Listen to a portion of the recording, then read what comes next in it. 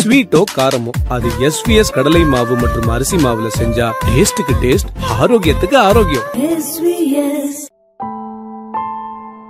Hello Madurai நேயர்கள் அனைவருக்கும் அன்பான வணக்கம். மீண்டும் உங்களை சந்திப்பதில் மகிழ்ச்சி அடைகிறேன். ஸோ இன்னைக்கு நம்ம பார்க்க போற வீடியோ குதிரைகளை பத்தி பார்க்க போறோம். மதுரையில குதிரைகள் இருக்கா அப்படின்னு நிறைய பேருக்கு கேள்விகள் இருந்தாலும் அதை தாண்டி சிறப்பா 2011ஆம் ஆண்டுல இருந்து ஜமீன் குதிரை பண்ணை அப்படின்னு மதுரை படங்கானத்தம் பகுதியில் வளர்த்துக்கிட்டு இருக்காங்க. ஸோ இந்த குழுவினரை தான் நம்ம இன்னைக்கு சந்திக்க போறோம். இந்த வீடியோவோட முக்கிய நோக்கம் என்ன அப்படின்னு கேட்டீங்கன்னா, குதிரை சார்ந்த விஷயங்கள் எல்லாரும் தெரிஞ்சுக்கணும். குதிரைகள் வளர்ப்புல பாத்தீங்கன்னா ஆர்வமா பல பேர் இருக்காங்க. அதை வாங்குறது எப்படி, விற்பது எப்படி, அதே நேரத்துல ஒரு குதிரை வாங்கும் போது என்னென்ன விஷயங்கள் கண்டிப்பா நம்ம தெரிஞ்சுக்கணும், எப்படி ஏமாறாம இருக்கணும் அப்படின்ற பல தகவலை இந்த வீடியோல நம்ம தெரிஞ்சுக்க போறோம். வாங்க வீடியோக்குள்ள போறோம். வணக்கம் சார். வணக்கம் சார். உங்களுடைய பேர் சொல்லுங்க, உங்களுடைய பூர்வீகம் சொல்லுங்க. நான் பிரதாப்.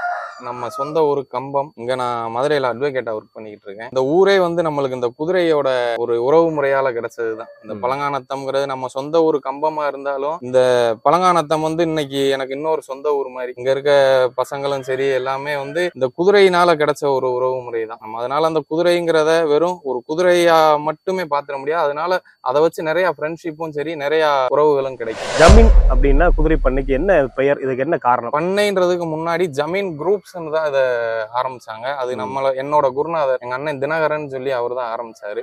அந்த ஜமீன் குரூப்ஸ்ன்ற பெயருக்கு காரணம் என்னன்னு பாத்தீங்கன்னா, ஆரம்பத்துல நம்ம குதிரைகள் எங்க இருந்து எடுத்துட்டு வருவோம்னா, குஜராத், ராஜஸ்தான் அந்த பக்கம் இருந்து பெரிய பெரிய உயரமான குதிரைகள், நல்ல லைனேஜ் குதிரைகள்லாம் அந்த டயத்துல எடுத்துட்டு வந்துட்டு இருந்தோம். அப்ப நம்ம அங்க இருந்து எடுத்துட்டு நம்ம இந்த பகுதியில போறப்ப இந்த பகுதியை சார்ந்தவங்களே, இந்த பகுதியில நம்மளுக்கு சொந்தக்காரங்களே நம்மள தூட்டுருவாங்க. என்னன்னா, பெரிய ஜமீன் வீட்டு பிள்ளையா அவன் குதிரையில போறேன், அது பெரிய ஜமீன்தார் பேர நான் குதிரையில போறேன், நம்மள அந்த சொன்ன வார்த்தையவே நம்மளுக்கு அடையாளமா மாத்தி சொன்ன அந்த வார்த்தையை ஜமீன் குரூப்ஸ் நம்ம ஒரு பேரா வச்சு அதை அடையாளமா மாத்தி இந்த 10-15 வருஷமா நாங்க அதுல டிராவல் பண்ணிட்டு இருக்கோம். ரொம்ப நல்லபடியா போய்கிட்டு இருக்கு. இந்த 10-15 வருஷத்துல கிட்டத்தட்ட ஒரு 200-300 பேரை நம்ம ரைடர்ஸா மாத்தி வச்சிருக்கிறோம். அது எங்களுக்கு பெரிய சந்தோஷம். குதிரையில எந்த வகையில பிரிவுல பிரிக்கப்படுது, என்னென்ன ரகங்கள்லாம் அதுல இருக்கு? குதிரைகளை பொறுத்த வரைக்கும் பாத்தீங்கன்னா, இந்தியால மெயினா 4 பிரீட்ஸ் இருக்கு. ஒண்ணு நம்ம நாட்டு குதிரைகள், மட்டை குதிரைன்னு சொல்லுவாங்க. நம்ம வண்டியில ஓடும்ல, வாழைமரம் ஏத்திட்டு போறது, அதுக்கான குதிரைகள் மட்டை குதிரைகள்னு சொல்லுவாங்க. நாட்டு குதிரைகள் அது இருக்கு. அதுக்கப்புறமா மார்வார்னு ஒரு பிரீடு இருக்கு. பியூர் மார்வார்லாம் இன்னைக்கு ஷோ குவாலிட்டிக்காக வச்சிருக்காங்க. இப்ப எப்படி டாக் அதுக்கெல்லாம் ஷோ நடக்குதோ அது மாதிரி ஹார்ஸுக்கு ஷோ நடக்குது. அந்த ஷோ குவாலிட்டி ஹார்ஸ் எல்லாம் மார்வார்ல வருது. அதிக பயன்பாடு உள்ள குதிரைகள் இப்ப நம்ம ஓன் யூஸுக்கு, ரைடிங்காகவும் வண்டி போடுறதுக்கு எல்லாத்துக்கும் யூஸ் பண்றது கத்தியவார்னு ஒரு குதிரை சொல்றாங்க. இந்த பிரீட்ஸ் இதெல்லாம் கத்தியவார்ல தான் சேரும்.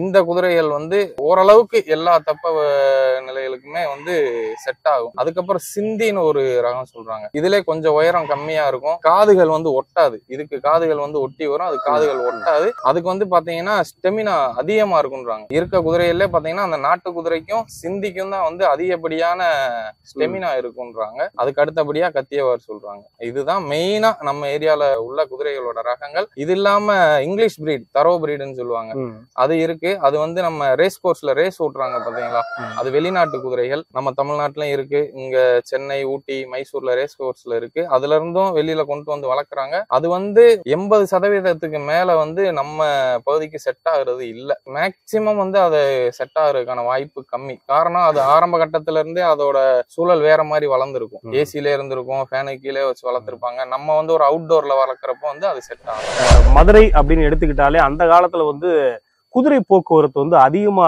இருக்கக்கூடிய ஒரு பகுதி. எல்லா பகுதியும் கூட பாத்தீங்கன்னா மதுரையில குதிரையில போனது நிறைய விஷயங்கள் இருக்கு. இன்றைக்கு தான் அது இல்லாம போயிருச்சு. குதிரை சவாரிக்கு எடுத்துட்டு போற அந்த காலத்துல இருக்கப்பட்ட குதிரைகளும் இந்த ரகத்தை சார்ந்தது தானா? இந்த கல்யாண வீடுகளுக்கு கொண்டு போறதும் இந்த குதிரை ரகம் தானா? அந்த ஆரம்ப காலத்துல பாத்தீங்கன்னா அதிகப்படியான அந்த மட்டை குதிரைன்னு சொல்லுவாங்களா, நாட்டு குதிரைகள் அது இருந்தது. அதுக்கப்புறமா அந்த கத்தியவார் ரகங்கள் வந்தது. கல்யாண வீட்டுக்கு அது இதுக்கு பாத்தீங்கன்னா மேக்சிமம் இந்த நொக்ரான்னு சொல்லக்கூடிய இதே ரகத்துல வெள்ளை நிற குதிரைகளை அதிகமா கொண்டு போவாங்க. அதுக்கான காரணம் என்னன்னா, அது பாக்குறது கொஞ்சம் அட்ராக்டிவா இருக்கும். போட்டோ ஷூட்டுக்கு எல்லாத்துக்குமே அட்ராக்டிவா இருக்கும்ன்றதுக்காண்டி வெள்ளை நிற குதிரைகள் கல்யாண வீடுகளுக்கு அதிகமா யூஸ் பண்ணுவாங்க. கோவேரி கழுதை அப்படின்னு சொல்லக்கூடிய ஒரு சூழல் இருக்கு. கழுதையில இருந்து இனப்பெருக்கம் செய்யப்பட்டது அப்படின்னு. சோ இந்த குதிரைகளுக்கும் அந்த குதிரைகளுக்கும் வித்தியாசம் இருக்கா? அந்த குதிரைகள் அப்படி உண்மையாவே கழுதை மூலமா இனப்பெருக்கம் செய்யப்பட்ட குதிரைகள் இருக்கா? கோவேரி கழுதைன்னு ஒரு ரகம் இருந்துச்சு. அது குதிரை ரகம்னு முழுமையா சொல்ல முடியாது. அந்த கோவேரி கழுதைன்றதெல்லாம் இன்னைக்கு இல்ல, அழிஞ்சிருச்சு. இன்னைக்கு நிறைய பேர் என்ன நினைக்கிறாங்கன்னா, நாட்டு குதிரையை தான் கோவேரி கழுதைன்னு சொல்லி நினைக்கிறாங்க. வச்சிருக்காங்க. கோவேரி கழுதை வந்து பாத்தீங்கன்னா பாக்குறது குதிரை மாதிரி இருந்தாலும் அதோட காது அமைப்புகள் எல்லாமே பாத்தீங்கன்னா கழுதையை சார்ந்ததா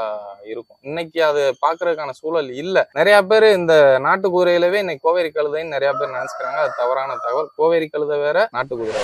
பொதுவா வந்து குதிரை வளர்க்கணும், நான் வாங்கணும், இப்ப எனக்கு ஒரு குதிரை மேல ஈடுபாடு வருது, ஒரு வீடியோ பார்த்தோ இல்லைன்னா சிறுபுள்ளையில இருந்து இருக்கு, வாங்கணும்னா என்ன தகுதி வந்து ஒரு நபருக்கு தேவை, என்ன அத்தியாவசியமா தெரிஞ்சுக்கணும் குதிரையை பத்தி அடிப்படையா? குதிரையை வாங்கணும் வளர்க்கணும்னா அவங்களுக்கு முதல் தகுதி வந்து ஆர்வம் இருக்கணும். குதிரையில வந்து முழுக்க முழுக்க வந்து ஆர்வ கோளாறு இருக்கக்கூடாது, முழுமையான ஆர்வம் இருக்கணும். ஏன்னா இன்னைக்கு நிறைய பேர் வந்து பாத்தீங்கன்னா வீடியோவை பார்த்துட்டு வச்சுட்டு ஒரு ஆர்வ கோளாறுல குதிரையை வாங்கிடுறாங்க, பெரிய விலை போட்டு வாங்கிடுறாங்க. அப்புறம் பாத்தீங்கன்னா அதை முறையா அவங்களால பராமரிக்க முடியாம செய்யாம அந்த குதிரையை வந்து ஒண்ணு அந்த குதிரை ஏதாவது இறப்புக்கான சூழ்நிலைக்கு போயிருது, இல்ல அந்த குதிரைய வேற ஏதாவது விதத்துல அவங்க கொடுத்துட வேண்டிய சூழ்நிலை வந்துடுது. அதுக்கு முழுமையான காரணம் வந்து பாத்தீங்கன்னா அவங்க அதை நீங்க சொன்ன மாதிரி ஜஸ்ட் ஒரு வீடியோவை மட்டும் பார்த்துட்டு வாங்குவோம் செய்வோம்னு இருக்கக்கூடாது. ஒரு குதிரை வாங்க போறோம்னா மெயினான விஷயம் வந்து நம்ம முழுமையா அந்த குதிரைக்கு வந்து டைம் ஸ்பெண்ட் பண்ண முடியுமான்னு பார்க்கணும். ஆடு மாடு வளர்க்கறதுக்கும் குதிரையை வளர்க்கறதுக்கும் நிறைய வித்தியாசங்கள் இருக்கு. மாட்டுக்கு காலையில தண்ணி வைக்கிறோம், கொண்டு போய் மேய்ச்சல்ல கட்டுறோம், தீவனம் போடுறோம், அதோட முடிஞ்சுச்சு. அப்படி கிடையாது. குதிரைன்றது வந்து நம்ம ஒரு வீட்டுல இருக்க ஒரு குழந்தையவோ ஒரு பையனவோ எப்படி பார்ப்போமோ அது மாதிரி டைமுக்கு அதுக்கு சாப்பாடு வைக்கணும், டைமுக்கு தண்ணி வைக்கணும், டைமுக்கு அதுக்கான ரைடிங்கோ இல்ல லஞ்சிங்கோ கொடுத்து அதை கரெக்டா பராமரிக்கிறதுக்கான நம்மளுக்கான ஆர்வமும் டைமும் இருக்கிறவங்க குதிரை வாங்கிக்கிட்டாங்க. செலவு வந்து எவ்வளவு ஆகும்? அதாவது ஒரு எளிமையான நடுத்தர குடும்பத்தை சார்ந்தவங்க வந்து குதிரையை வாங்கி வளர்க்க முடியுமா? கண்டிப்பா. குதிரை வந்து பாத்தீங்கன்னா வெறும் 50 ரூபாயிலையும் வளர்க்கலாம், ஒரு நாளைக்கு 2000 ரூபாய் செலவழிச்சும் வளர்க்கலாம். நம்மளோட தேவைக்காக குதிரை வளர்க்குறவங்க பாத்தீங்கன்னா 2 ரகம் இருப்பாங்க. நீங்க சொன்ன மாதிரி இப்ப ஆசைக்கு ஆரம்பத்துல ஒரு மிடில் கிளாஸ் வளர்க்குறோம் செய்யறோம்னா நம்ம வந்து அது அந்த குதிரையை வாங்குறதுக்கே கஷ்டப்பட்டு தான் வாங்கியிருப்போம். நிறைய பேர் எனக்கு தெரிஞ்சே பாத்தீங்கன்னா குதிரைக்காக பெர்சனல் லோன் போட்டு வாங்கினவங்க இருக்காங்க, வார வட்டிக்கு வாங்கினவங்க இருக்காங்க. அவங்க எல்லாம் பாத்தீங்கன்னா அந்த குதிரை வாங்குறதுக்கே பெரிய ஒரு முதல போட்டிருப்பாங்க. அப்ப அவங்க வந்து மாசம் 5000 10,000 செலவழிக்கிறது வந்து கஷ்டம். அப்படியால் வந்து என்ன செய்யலாம்னு பாத்தீங்கன்னா சாதாரண உணவு முறைகளுக்கு குதிரையை பழக்கணும். அந்த குதிரை வந்து ஆரம்பத்துல நல்ல உணவு முறைகள் வந்து எடுத்திருக்கும், டக்குன்னு வந்து நம்மளால மாத்த முடியாது. நான் 50 ரூபாய்க்கு கூட குதிரை வளர்க்கலாம்னு சொன்னேன்ல, அது எப்படின்னு பாத்தீங்கன்னா பூசா தவிடுன்னு ஒரு தவிடு இருக்கு, அதுதான் பெரும்பாலும் போடுவாங்க. பூசா தவிடு, இந்த ஹிந்துஸ்தான் ஃபீடு, அதெல்லாம் வந்து பாத்தீங்கன்னா காஸ்ட் வைஸ் எஃபிஷியன்டா இருக்கும். அந்த குதிரைய நம்ம கொஞ்சம் கொஞ்சமா மாத்தி வந்து வெறும் நம்ம கற்கா தவிடு இருக்குல்ல, கிலோ 15 ரூபா 20 ரூபா வரும், அந்த கற்கா தவிடுக்கும் அந்த குதிரையை வளர்க்கலாம். அதை கொஞ்சம் கொஞ்சமா நம்ம மாத்தி கொண்டு. ஆனா சத்து வந்து ஈவனா ரெண்டுலயுமே ஒரே சத்து தானே, இல்ல அதுல மாறுபாடு இருக்கா? சத்து கண்டிப்பா மாறுபாடு இருக்கும். பயன்பாட்டை நம்ம அதுக்கு தகுந்து மாத்திக்கிட்டோம். குதிரையை வந்து அதிகமா பயன்படுத்துறோம்னா அதுக்கு தகுந்த உணவுப் பொருட்கள், சத்தான உணவுப் பொருட்களை வந்து நம்ம கொடுக்கணும். பயன்பாடை குறைக்கிறோம்னா அதுக்கு தகுந்த நம்ம உணவுப் பொருட்களை மாத்திக்கலாம், தவறு கிடையாது. கற்கா தவிடு கொடுக்கறதுலயுமே நிறைய பிரச்சனை இருக்கு. அது என்னன்னா ஹீட். குதிரை வந்து ஹீட்டான ஒரு விலங்கு தான். இப்ப கற்கா தவிடும் வந்து ஹீட்ன்றப்ப அதுக்கு உடம்பு வந்து ரொம்ப சூடாச்சுன்னா வயிற்று வலி பிரச்சனை, இது மாதிரி பிரச்சனைகள் வரும். அதுக்கு தகுந்த நம்ம என்ன செய்யணும், டெய்லி குதிரையை குளிப்பாட்டிடணும், கம்மாய் கொண்டு போயிடணும், குதிரையை கூலிங்களே வச்சுக்கிடணும். அதுக்கு தகுந்தாப்புல நம்ம வேற வேலைகளை மாத்திக்கிட்டோம்னா செலவு முறைகளை குறைக்கலாம். பெரிய குதிரையா வாங்குறது போல குட்டி குதிரையில இருந்து, அதாவது சின்ன குதிரையில இருந்து வளர்க்க முடியுமா? இதை எப்படி பாக்குறீங்க? இதை வளர்க்கறதுக்கான வாய்ப்புகள் இருக்கா? இந்த மாதிரி வளர்க்குறாங்களா? குட்டி குதிரைகள் வந்து வளர்க்கலாம்னா யாரு வளர்க்கலாம்னு பாத்தீங்கன்னா குதிரையில நல்ல அனுபவமான ஆளுகள் வந்து குட்டி குதிரை வாங்கி தாராளமா வளர்ப்பாங்க. அனுபவம் அதிகம் இல்லாதவங்க வந்து குட்டி குதிரைகள் வாங்குறத தவிர்த்துக்கிறணும். அதுக்கான காரணம் என்னன்னு பாத்தீங்கன்னா அந்த குட்டி குதிரைக்கு வந்து 5 வயசு 6 வயசு படிக்கிற ஸ்கூல் பையன் வந்து எப்படி குறும்புத்தனமா இருப்பானோ, அவனுக்கு வந்து நம்ம அந்த மெச்சூரிட்டி இல்லாம எப்படி இருப்பானோ அப்படிதான் அந்த குதிரை இருக்கும். நம்மளுக்கும் குதிரையை பத்தி அதிகமா வந்து விஷயங்கள் தெரியாது. அப்ப ஒண்ணு குதிரைக்கு நல்லா தெரிஞ்சிருக்கணும், இல்ல நம்மளுக்கு நல்லா தெரிஞ்சிருக்கணும். 2 பேருமே வந்து ஆரம்ப நிலையில இருக்கப்போ வந்து குட்டி குதிரையை தவிர்த்துட்டு ஒரு 8 வயசு உள்ள குதிரையை வாங்கணும்னா அந்த 8 வயசுல வந்து அந்த குதிரை நல்லா மெச்சூர்டா இருக்கும். அந்த குதிரைக்கு வந்து அதுக்கு முன்னாடி வச்சிருந்தவங்க வந்து ஓரளவுக்கு ரைடிங் பழக்கிருப்பாங்க, ஹேபிட்ஸ் எல்லாம் நல்லா ப்ராப்பரா வச்சிருப்பாங்க. அந்த 8 வயசு உள்ள குதிரையை நம்ம வாங்குறப்ப புதுசா வளர்க்குறவங்களுக்கு வளர்க்கறதுக்கு ஈஸியா இருக்கும். நிறைய பேர் என்ன செய்யறாங்க, நம்ம குட்டில இருந்து வளர்த்தா நம்மளுக்கு பயன்பாடா இருக்கும், குட்டில இருந்து வளர்த்தா நம்மகிட்ட பழகும் வைக்கும், நாய்க்குட்டி மாதிரி நினைக்கிறாங்க. அது வந்து ஒரு 80% அது சாத்தியம் ஆகாது. நிறைய சிக்கல்கள் அது. வயதை சொல்லுங்க, அதோடைய ஆயுட்காலம் அப்படின்னா எவ்வளவு நாள் இருக்கக்கூடிய சூழல் இருக்கு? குதிரையோட ஆயுட்காலம் பாத்தீங்கன்னா ஒரு 28 வயசுல இருந்து 35 வயசு வரைக்கும் நம்ம ஆரோக்கியமா வச்சு வளர்த்துக்கிட்டோம்னா இருக்கு. 35 வயசுக்கு மேல 40 42 வயசு வரைக்கும் இருந்த குதிரைகள்லாம் இருக்கு, அதுக்கான சாட்சியம்லாம் இருக்கு. பெண் குதிரை ஆண் குதிரை ரெண்டுமே இருக்கு. வளர்க்கிறவங்களுக்கு எது உகந்தது? ஆரம்ப காலத்துல வளர்க்குறவங்க வளர்க்குறவங்களுக்கு பாத்தீங்கன்னா பெண் குதிரை வந்து உகந்தது. ஏன்னா பெண் குதிரை வந்து மேக்சிமம் கொஞ்சம் குறும்புத்தனம் கம்மியா இருக்கும். ஆண் குதிரைகள் வந்து பாத்தீங்கன்னா குறும்பு கொஞ்சம் ஜாஸ்தியா தான் இருக்கும். அதனால ஆரம்பத்துல குதிரையை வளர்க்குறவங்க வந்து ஒரு நல்ல சாதுவான பெண் குதிரையை தேர்வு பண்ணிக்கிறது ரொம்ப பராமரிப்புல வந்து என்னென்ன விஷயங்கள் இருக்கா? எத்தனை மணிக்கு என்ன வைக்கணும், சாப்பாடு என்ன வைக்கணும், இதெல்லாம் நிறைய பேருக்கு வந்து தெரியாது. ஸோ அதை கொஞ்சம் விளக்கமா சொன்னீங்கன்னா புதுசா வாங்கியிருக்கவங்களுக்கோ இல்லைன்னா இனிமேல் வாங்க போறவங்களுக்கோ பயன்பாடா இருக்கும். கண்டிப்பா. அதாவது நாங்க எப்படி சாப்பாடு வைக்கிறோம்னு பாத்தீங்கன்னா, குதிரைக்கு இந்த பூசா தவிடுன்னு சொன்னல, அது கோதுமை அதிகமா ரெகுலரா ரைட் பண்ணிக்கிட்டே இருக்கோம்னா கொள்ளு சேர்த்து வைப்போம். இது மூணையும் ஒரு குதிரையோட உயரத்துக்கும் அதோட வெயிட்டுக்கும் கால்குலேட் பண்ணி அதுக்கு தகுந்து நம்ம ரெகுலரா இன்னைக்கு காலையில 8 மணிக்கு நம்ம சாப்பாடு வைக்கிறோம், சாயந்தரம் 6 மணிக்கு சாப்பாடு வைக்கிறோம்னா ரெகுலரா அந்த காலையில 8 மணி அந்த 6 மணியை வந்து ப்ராப்பரா மெயின்டைன் பண்ணிட்டு வரணும். குதிரையில அந்த பஞ்சுவாலிட்டி தான் வந்து குதிரையில ரொம்ப ரொம்ப ரொம்ப மெயினா, நேரம் தவறாம சரியான நேரம். இப்ப நார்மலா சொல்லணும்னா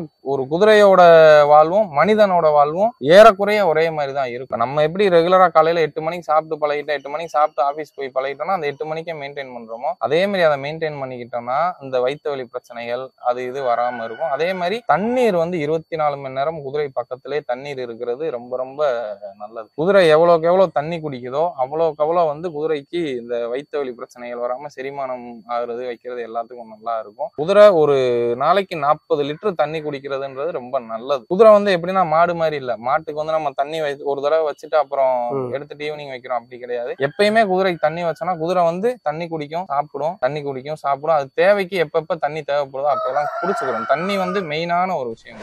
இப்ப நீங்க சொன்ன இந்த கத்தியவாறு இந்த மாதிரி குதிரை ரகங்கள்ல வந்து பாத்தீங்கன்னா இதுலயும் வந்து ஒரிஜினல் கொஞ்சம் குவாலிட்டி கம்மியானது இந்த மாதிரி வேறுபாடுகள்லாம் இருக்கா? இது எப்படி அடையாளப்படுத்தி நம்ம தெரிஞ்சுக்கிறது? அதாவது குதிரைகளோட காது அமைப்பு, முக அமைப்பு, அதோட கால்கை, உடல் வாகு வச்சு வந்து நம்ம ஒரு குதிரையோட குவாலிட்டி அதோட பிரீடை வந்து நம்ம கண்டுபிடிச்சிடலாம். தமிழ்நாடை பொறுத்த வரைக்கும் எல்லா குதிரையிலுமே கலப்பினமா தான் இருக்கு. கத்தியவார் மார்வார் மிக்ஸா தான் இருக்கு, இல்ல மார்வாரும் நாட்டு குதிரை மிக்ஸா இருக்கு. அது மாதிரி மிக்சிங்ல தான் அதிகப்படியான குதிரைகள் இருக்கு. தவிர வந்து பியூர் கத்தியவார்னு நம்ம சொல்லக்கூடிய அளவு ஒரு 10-15 வருஷத்துக்கு முன்னாடி இருந்த அளவுக்கு பியூரான பிரீடுங்கிறது ரொம்ப கம்மியாயிருச்சு. மார்வார்ல பியூரான பிரீடு இருக்கு. அதுக்கு காரணம் என்னன்னா மார்வார்ல வந்து அவங்க சர்டிபிகேட்ஸ் மெயின்டைன் பண்றாங்க. இப்ப நம்ம டாகுக்கு எப்படி கேசிஐ சர்டிபிகேட் கொடுக்குறோமோ அது மாதிரி ஹார்ஸுக்கு வந்து அவங்க சர்டிபிகேட் ப்ரொடியூஸ் பண்ணி சிப் இன்செர்ட் பண்ணி அதை ப்ராப்பரா அதோட நெக் ப்ரொஃபைல் இயர் ப்ரொஃபைல் எல்லாம் பார்த்து ப்ராப்பரா ஒரு மார்வாரி ஹார்ஸுக்கான 100% குவாலிட்டி இருந்தாதான் அதுக்கான சர்டிபிகேட் வந்து ப்ரொடியூஸ் பண்றாங்க. அதோட ஃபாதர் மதர் எல்லாம் பார்த்து ப்ரொடியூஸ் பண்றாங்க. மார்வார்ல அந்த குவாலிட்டின்றது மெயின்டைன் பண்றாங்க. வருஷம் ஆண்டுதோறும் பாத்தீங்கன்னா ஈரோடு மாவட்டத்துல அந்தியூர் பகுதியில வந்து குதிரைக்கான ஒரு விழா வந்து நடக்கும். நிறைய பேர் வாங்குவாங்க விற்பாங்க. வாங்குறதுனா எப்படி வாங்கணும் அதை பத்தி கொஞ்சம் சொல்லுங்க. நீங்க சொல்ற மாதிரி அந்தியூர் தேர் திருவிழாங்கிறது வந்து பல வருஷமா ராஜாக்கள் காலத்துல இருந்தே வந்து தமிழ்நாட்டுல ஒரு பிரசித்தி பெற்ற ஒரு நிகழ்ச்சினா அந்தியூர் தேர் திருவிழா. அந்த தேர் திருவிழால வந்து ரொம்ப புகழ் பெற்றதுன்னா குதிரை சந்தை, மாட்டு சந்தை தான். குதிரை சந்தையில வந்து சிறப்பு என்னன்னு பாத்தீங்கன்னா நம்ம குதிரைய ஒரு இடத்துல ஒரு வியாபாரி கிட்ட போய் வாங்க போறப்போ ஒரு குதிரை 2 குதிரை தான் நம்ம பார்த்து வாங்க முடியும். இதே நம்ம சந்தைக்கு போனோம்னா ஒரு 100 குதிரை 200 குதிரையில நம்மளுக்கு மனதுக்கு பிடித்தமான குதிரையை நம்ம தேர்ந்தெடுத்து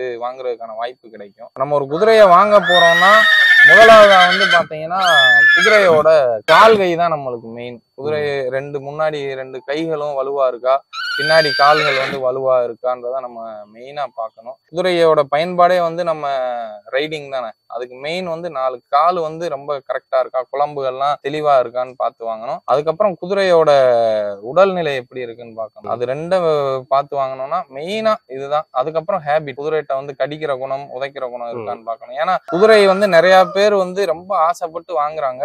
அவங்க முத வாங்குற குதிரையே வந்து அவங்க வாழ்நாள்ல கடைசி குதிரையாகவும் மாறிடுறதுக்கான சூழ்நிலை இருக்கு. ஏன்னா இன்னைக்கு நிறைய பேர் வந்து குதிரை அழகா இருக்கு, குதிரை பாக்குறதுக்கு ரொம்ப தோரணையா இருக்குன்னு சொல்லி போய் வாங்கிட்டு வந்துறாங்க. ஆரம்பத்துல முதலா வாங்கக்கூடிய ஆளு. ஆனா அந்த குதிரைகள்கிட்ட வந்து கடிக்கிற பழக்கமோ உதைக்கிற பழக்கமோ அந்த குதிரை இதுக்கு முன்னாடி வச்சிருந்த ஓனர் கிட்ட நல்லா இருந்திருக்கும், இல்ல அந்த சந்தையில நல்லா இருக்கும். இதே நம்ம வீட்டுக்கு வாங்கிட்டு வந்ததுக்கு அப்புறம் வந்து புது ஆளுகளை பயமுறுத்துறது, அமர்றது, கடிக்கிறது, ரொம்ப சேட்டை பண்ற குதிரைகள் இருந்தா அந்த குதிரையே வந்து அவர் வாழ்நாள்ல கடைசி குதிரையா நிறைய பேருக்கு ஆயிருக்கு. அதுக்கப்புறம் அந்த குதிரையவே வெறுத்துருவாங்க.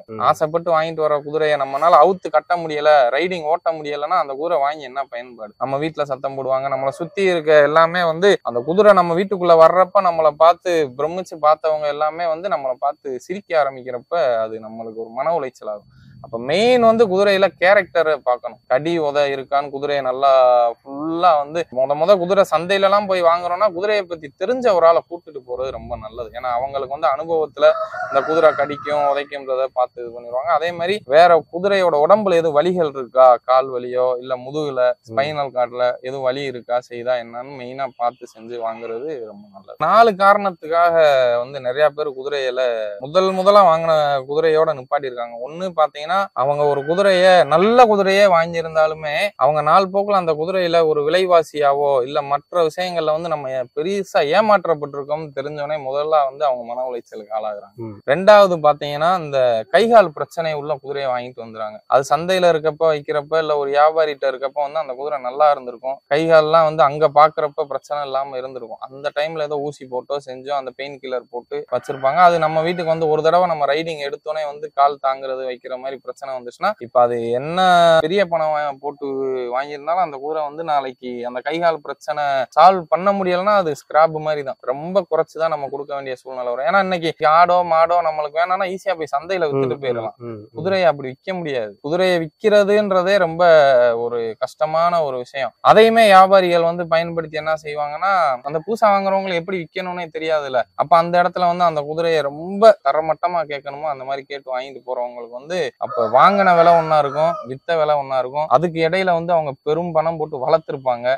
இதெல்லாம் கால்குலேட் பண்ணி பாக்குறப்ப நீ குதிரையே வேணாம்னு போயிருவாங்க. அப்ப குதிரையை ஆரம்பத்துல நம்ம தேர்வு செய்யறப்பே வந்து ஒரு நல்ல குதிரையா தெளிவான குதிரையை பத்தி தெரிஞ்ச ஒரு ஆளுகளை கூட்டு போய் இப்ப ஏமாந்து இப்ப 1 லட்சம் 2 லட்சம் போறதுக்கு கூட ஒருத்தரை கூட்டு போய் அவருக்கு ஒரு 2000 5000 கொடுக்கறதுல தப்பு இல்லையா? நான் ஒரு குதிரை வச்சிருக்கேன் அப்படின்றது ஒரு பெருமைக்காக வளர்க்கக்கூடிய ஒரு சூழல்ல விலை வந்து இதை வச்சு ஏமாற்றக்கூடிய ஒரு சூழல் இருக்கும். சோ உண்மையிலே இந்த மாதிரி குதிரைகள் என்ன விலையிலிருந்து தொடங்கி என்ன விலை வரைக்கும் கிடைக்கப்படுது? இங்க வந்து பாத்தீங்கன்னா குதிரைக்கு விலை இல்ல, நம்மளோட ஆசைக்கு தான் விலை. இப்ப நம்மளோட ஆசை வந்து எவ்வளவுக்கு எவ்வளவு நம்ம மனசுல இருக்கோ, ஒரு பொருளை பிடிச்சிருச்சுன்னா அந்த பொருளுக்கு வந்து அவங்க என்ன விலை சொன்னாலும் வாங்க வேண்டிய சூழ்நிலைக்கு நம்ம மனசு போயிடும். அப்ப இங்க வந்து குதிரைக்கு வந்து ஆசைக்கு தான் விலைன்றது வந்து ஒரு முக்கியமான ஒரு விஷயமா நான் பதிவு பண்ண சொல்றேன். அந்த நேரத்துல என்ன பண்ணணும்னா நம்ம ஆசை ஒரு பக்கம் இருந்தாலுமே வந்து அந்த குதிரை வந்து அவங்க சொல்ற விலைக்கு வந்து தகுந்த குதிரையான்னு நம்ம கரெக்டா வந்து கொஞ்சம் யோசிக்கணும். குதிரையை பத்தி தெரிஞ்சவங்களை கூட்டிட்டு போய் வாங்கணும். குதிரைக்கு வந்து விலை இல்லைன்னு, இதே கத்தியவார் குதிரை 50,000 ரூபாய்க்கு கீழையும் கிடைக்கும், 10 லட்சத்துக்கு மேலேயும் இருக்கு. 1 கோடி ரூபாய்க்கெல்லாம் குதிரை இருக்குன்னு சொல்றாங்க. நம்ம தமிழ்நாட்டிலே பாத்தீங்கன்னா 27 லட்சத்துக்கு மேல எல்லாம் குதிரை இருக்குன்னு சொல்றாங்க. அப்ப குதிரைக்கு வந்து விலை இல்லை. தேர்ந்தெடுக்கக்கூடிய குதிரையை வந்து அதோட உடல் அமைப்பு, அந்த குதிரையோட ரகம், அதோட தொழில், முக்கியமா குதிரைக்கு வந்து தொழில் தான் வந்து விஷயம். தொழில்னா எப்படின்னு பாத்தீங்கன்னா ரைடிங் இருக்கு, வண்டி போற குதிரைகள் இருக்கு, ரைடிங்ல ஸ்டைலா போற குதிரைகள் இருக்கு, இந்த துருசுன்னு சொல்லுவாங்க, ரவால்னு சொல்லுவாங்க. அதெல்லாம் வந்து குதிரையோட தொழில். ஒவ்வொரு குதிரைக்கும் ஒவ்வொரு தொழில் இருக்கும். கரெக்டான விலையில குதிரை எடுக்கணும், ஒரு கரெக்டான ஒரு வியாபாரிகிட்ட நம்ம எடுக்கிறோம்னு நம்ம எப்ப தீர்மானிச்சுக்கலாம்னா, நம்ம ஒரு வியாபாரி கிட்ட 1 லட்சம் ரூபாய்க்கு நம்ம ஒரு குதிரையை எடுக்கிறோம். அந்த குதிரையை வந்து திரும்ப நம்ம கொடுக்கறப்ப அதே அவர் எப்படி என்ன ஹெல்த் கண்டிஷன்ல கொடுத்தாரோ அதே கண்டிஷனோட திரும்ப கொடுத்தா அவரே வந்து அந்த குதிரையை 5000 ரூபாய் மட்டும் குறைச்சு திரும்ப எடுத்துக்கிடுவாரா? இப்படி அவர்கிட்ட அப்படி ஒரு சூழல் இருக்கான்னு பார்த்துட்டு எடுத்தீங்கன்னா அவர் வந்து ஒரு நல்ல வியாபாரி, உங்களுக்கு வர்ற குதிரை நல்ல குதிரை. அப்படி ஒரு எண்ணத்தை வந்து நீங்க வச்சுக்கலாம். இது வரைக்கும் இதை மத்தவங்க இதை எப்படி சொல்லியிருப்பாங்கன்னு தெரியாது. இதை நம்ம விலாவரியா சொல்றத காட்டிலும் சிம்பிளா ஒரு குதிரை எடுக்க போறோம்னா நம்ம எடுக்கிறதுல இருந்து 5000 ரூபாயை குறைச்சிக்கிட்டு அதே உடல் கண்டிஷனோட நம்ம கொடுக்குறப்ப அந்த குதிரையை எடுத்துக்கிட்டாங்கன்னா நம்ம நல்ல குதிரையை எடுக்கிறோம், அவங்க எடுத்துக்கிறேன்னு நம்ம ஒரு அஷூரன்ஸ் கொடுத்து கொடுக்குறாங்கன்னா நம்ம நல்ல குதிரையை எடுக்கிறோம்னு நம்ம நினைக்கிறோம். ஏன்னா அவங்க திரும்ப எடுத்து அவங்க வியாபாரி ஒரு 5000 ரூபாய் சேர்த்து வைக்கணும்ன்ற ஒரு கண்டிஷன்ல இருப்பாங்க. இல்ல போக்குவரத்து செலவு இருக்கு, எவ்வளவு நாள் கழிச்சு கொடுத்தாலும் அதே கண்டிஷன்ல நம்ம கொடுத்தோம்னா அவங்க அந்த 5000 ரூபாய் மட்டும் குறைச்சு எடுத்துக்கிறக்கூடிய ஆளுகளா இருந்தாங்கன்னா அவங்க ஒரு நல்ல வியாபாரி, நம்ம நம்பி எடுக்கலாம். அந்த குதிரையும் நல்ல குதிரைன்னு நம்ம நம்பி எடுக்கலாம். முக்கியமா வந்து இந்த லாடம் அடிக்கக்கூடிய ஒரு சூழல் இருக்கு, மாதத்துக்கு ஒரு முறை அடிக்கக்கூடிய சூழல் இருக்குன்னு சொல்றாங்க. ரைடிங்கை பொறுத்து அது மாறுமா, என்ன சூழல் இருக்கும், அதற்கான செலவு என்ன செலவு? ஏன்னா லாடம் அடிக்கிறதுலயும் வந்து சில பேர் வந்து லாபம் அடிக்கக்கூடிய ஒரு சூழல்ல இருக்கு. அதுவும் வந்து ஒரு ஏமாற்று வேலைகள். ஏன்னா எதை எடுத்தாலும் பணமாக்கக்கூடிய சூழல்ல இது உண்மை தன்மை என்ன நிலவரம்? இல்ல நீங்க சொல்ற மாதிரி எதை எடுத்தாலும் பணமாக்க சூழல்ன்றது ஏன் வருதுன்னா குதிரையோட பயன்பாடு வந்து ரொம்ப கம்மி. குதிரை வச்சிருக்கவங்க வந்து ரொம்ப கம்மியா தான் இருக்காங்க. அதனால லாடம் போடுறவங்களுமே வந்து பாத்தீங்கன்னா ஏதோ ஒரு 10 ஊருக்கு ஒருத்தர் இருப்பாரு. முந்தி நிறைய இருந்தாங்க, இப்ப குதிரைக்கு லாடம் போடுறதுக்கு ஆள் இல்லைன்றப்ப அவங்க என்ன டிமாண்ட் பண்றாங்களோ அதை நம்ம கொடுத்துதான் ஆகணும்ன்ற சூழ்நிலைக்கு வந்துடும். ஏன்னா குதிரை லாடம் போடுறதுமே சாதாரண விஷயம் இல்லை, அவங்களும் ஒரு பெரிய திறமைசாலிகள் தான். ஏன்னா கொஞ்சம் பின்னாடி கால்லாம் போடுறப்ப லைட்டா கவனம் செதறிச்சுன்னா குதிரை உதஞ்சிச்சுன்னா எங்க வேணாலும் படும், உடம்புல படும், மூஞ்சில படும், எங்க வேணாலும் படும். அப்ப அது வந்து அவங்க வீர பணயம் வச்சுதான் அந்த குதிரைக்கு லாடம் அடிக்கிறாங்க. குதிரை லாடம்ங்கிறது வந்து பாத்தீங்கன்னா நல்லா ரெகுலரா ஓட்டுறவங்களுக்கு 25 நாள்ல இருந்து 35 நாளுக்கு ஒரு தடவை மாத்திக்கிறது நல்லது. ரெகுலரா நம்ம ஓட்டுறோம் வைக்கிறோம்னா அந்த குதிரைக்கு நீங்க சொன்ன மாதிரி லாடத்துக்கு எவ்வளவு சார்ஜ் பண்றாங்க வைக்கிறாங்கன்னு கேக்குறீங்க. அதான் அது வந்து பகுதிக்கு தகுந்து வந்து சார்ஜ் பண்றாங்க. அதே மாதிரி லாடம் போடுற முறைகளை தகுந்து சார்ஜ் பண்றாங்க. ஒரு சில பேர் நார்மலா லாடம் போடுறவங்க அவங்க ஒரு 3000 ரூபாய், 3500 ரூபாய், 2000 ரூபாய், 2500 ரூபாய் அது மாதிரி சார்ஜ் பண்றாங்க. இந்த ஃபேரியர்னு சொல்லக்கூடிய முறையா எல்லா எக்யூப்மெண்ட்ஸுமே வச்சு படிச்சு அது நல்லா பிராக்டிஸ் பண்ணி இந்த ஊட்டி, மைசூர், சென்னை மாதிரி ரேஸ் கோர்ஸ்ல இருந்து வந்து ப்ராப்பரா லாடம் போடக்கூடியவங்களும் இருக்காங்க. அவங்க 6000 7000 வரைக்கும் சார்ஜ் பண்றாங்க. நம்மளுக்கு வந்து லாடம் போடு நம்ம தம்பி அவங்களே போட்டுருவாங்க. நம்ம குதிரையை வச்சு நம்மள்ட்ட பழகின பசங்களே வந்து நம்ம தம்பி அவங்க திருப்பாச்செட்டியில அன்புன்னு ஒரு பையன் இருக்காப்ல, அப்புறம் சிவகங்கையில மருதுன்னு சொல்லி நம்ம தம்பி ஒரு பையன் இருக்காப்ல, அவங்களே வந்து ரெகுலரா லாடம் போட்டுருவாங்க. அவங்க வந்து நம்மளுக்கு தெரிஞ்ச சர்க்கிள்லையும் போய் போடுறாங்க. அவங்க ஒரு 1500 ரூபாய் சார்ஜ் பண்ணிக்கிட்டு இப்ப வெளியூர் போறதுன்னா அந்த டிரான்ஸ்போர்ட்டுக்கான சார்ஜ் என்னவோ வேற சாப்பாட்டுக்கு அதை மட்டும் வாங்கிட்டு அவங்க லாடம் நம்ம தம்பி அவங்களே லாடம் போடுறாங்க. லாடம் வந்து நம்மளே கத்துக்க முடியுமா? குதிரை வந்து எப்படி ஒரு ஆர்வமோ அதே மாதிரி லாடத்தை கத்துக்கிறதுமே ஒரு ஆர்வம் தான். பொள்ளாச்சி சைட்லாம் பாத்தீங்கன்னா பெரும்பாலும் குதிரையை வச்சிருக்கவங்களே லாடம் போட்டுருவாங்க. ஏன்னா குதிரை லாடம் போடுறது வந்து ஓரளவுக்கு நம்ம ஆர்வத்தோட கத்துக்கிட்டோம்னா ஈஸியா கத்துக்கிறோம். லாடம் போடும்போது வந்து அந்த தோல் பகுதியோ ஏதோ ரொம்ப கவனமா போடக்கூடிய சூழல் கவனமா போடணும். ஏன்னா மெயினே வந்து அந்த கால் குழம்பு தான். குழம்ப வந்து நம்ம ரொம்ப அரைக்கிட்டோம்னாலும் நம்ம குருத்துல பிடிச்சிருச்சுன்னா குதிரை கால் தாங்கிடும். அப்ப ரொம்ப கவனமா வந்து கரெக்டா என்ன லெவல்ல காலை வெட்டி போடணுமோ அந்த அளவு தான் போடணும். குதிரை லாடம் போடு ரொம்ப ரொம்ப முக்கியம். ஆணியை நம்ம குருத்துல ஏத்திட்டாலும் குதிரை 1 மாசம் கால் தாங்கிரும். ஒரு சில குதிரையெல்லாம் ஆணி மாத்தி ஏத்தின குதிரைகள் வாழ்நாள் முழுவதும் கால் தாங்கின குதிரையெல்லாம் இருக்கு. அந்த மாதிரி நேரத்துல ரைடிங் பண்றது ரொம்ப சிரமமான ரைடிங் பண்ணக்கூடாது. குதிரையை பொறுத்த வரைக்கும் என்னன்னா அந்த குதிரையில உயிர் மட்டும் இருந்தாலுமே அது நம்மளுக்காக ஓடும். ஆனா நம்ம அதை அப்படி ஓட்டக்கூடாது. கால் தாங்குறதோட ஓடும். குதிரையெல்லாம் எவ்வளவு கிலோமீட்டர் ஓடுனீங்கனாலும் அது காலை தாங்கிக்கிட்டே வச்சுக்கிட்டே அதோட வலிய உள்ள வச்சுக்கிட்டே ஓடும். ஆனா அப்படி ஓட்டக்கூடாது. ரைடிங்கை பத்தி கொஞ்சம் சொல்லுங்க. ஏன்னா வந்து ரைடிங் ரொம்ப முக்கியமானது. குதிரையெல்லாம் வாங்கிட்டோம், ஆனா அதுக்கு முன்னாடியே வந்து ரைடிங் கத்துக்கணுமா இல்ல ரைடிங் கத்துக்காமவே குதிரை வாங்கினதுக்கு அப்புறம் ரைடிங் கத்துக்கலாமா? அதை பத்தி சொல்லுங்க. அது வந்து அவங்களோட ஆர்வத்தை பொறுத்தது, தைரியத்தையும் பொறுத்தது. ஒரு சில பேர் என்ன செய்வாங்கன்னா ஆரம்பத்துல ரைடிங் கிளாஸ் போயிட்டு பேசிக்ஸ் கத்துக்கிட்டு அதுக்கப்புறமா சொந்தமா ஒரு குதிரை வாங்கி வளர்க்குறவங்களும் இருக்காங்க. ஒரு சில பேர் சொந்தமா என்னன்னே தெரியாம குதிரையை வாங்கிட்டு வாங்கின குதிரையில பையா ரைடிங் பழகினவங்களும் இருக்காங்க. அதுக்கு வந்து மெயினான இது என்னன்னா மன தைரியம் வேணும். எல்லாரும் குதிரையில ஏறிட முடியாதுனே. வீடியோ பார்க்கலாம், எல்லாரும் குதிரை பயங்கர ஸ்பீடா போற வீடியோ பார்க்கலாம், நம்மளும் இப்படி ஓட்டலாம்னு எல்லாம் நினைக்கலாம். ஆனா ஒரு தைரியமான ஆண்மகன் மட்டும்தான் குதிரையில ஏற முடியும். நல்ல தைரியம் இருந்தாதான் நம்ம குதிரையில ஏற முடியும். தைரியம் இல்லாம ஒரு பயத்தோட நம்ம குதிரையில ஏறணும்னா அந்த குதிரை வந்து ஈஸியா நம்மளை கண்டுபிடிச்சிடும். இவன் வந்து பயந்தொலி, அந்த ஒரு தைரியம் இல்லாதவன்றதை கண்டுபிடிச்சிருச்சுன்னா குதிரை வந்து நம்மளுக்கு ஒத்துழைக்காது.